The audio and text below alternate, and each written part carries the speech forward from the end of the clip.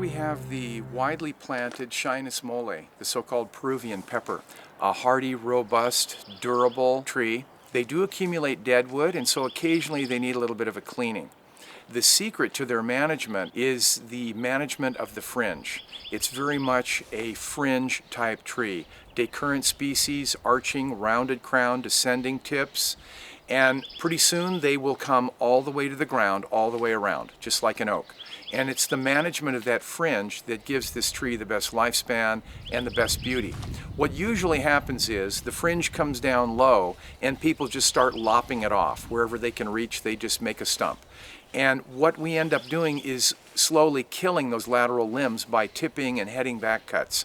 We always want to cut to a compound, a lateral, a 1/3 leader, a new tip, and therefore keeping and maintaining sap pressure all the way out to the leading meristems.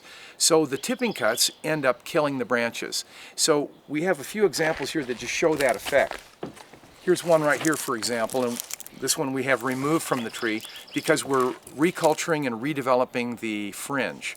So in this case, this fringe was coming in out of place and interfering with the landscape. So tipping cuts have been made here, heading back the natural leaders of the tree.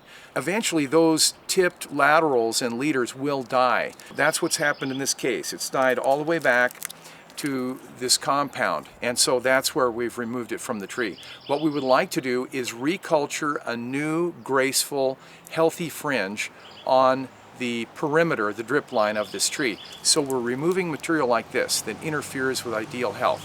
We're beginning with deadwood, target cuts, rubs and crosses, and any tissue that is damaged, broken, cracked, or defective.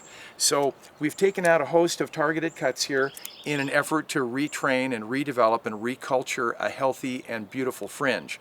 It's an easy tree to have, it's a resilient tree to have, and it's mainly pretty forgiving.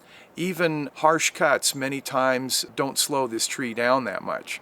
But they do eventually cause some dieback, as we have found in the case of this limb.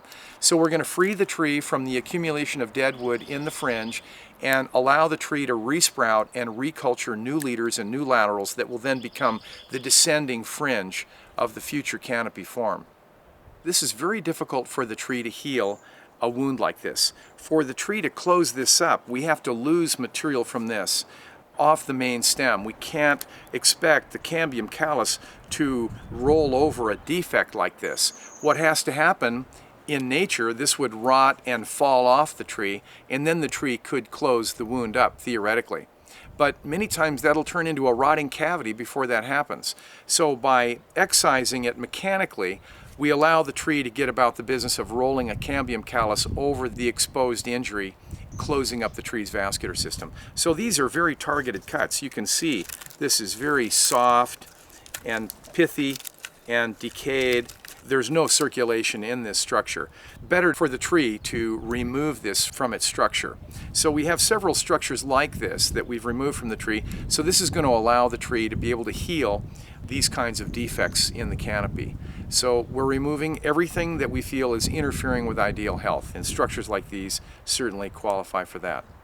We like the Schinus Molle. It's a mighty fine tree, and this one will be a lot prettier when we've restored the fringe. We're giving it a target pruning today to give it an advance for spring, which is on the way. We're in the middle of March now, 2012, so we're going to visit this tree again and see how it progresses as we give it the Class 1 manicure pruning method.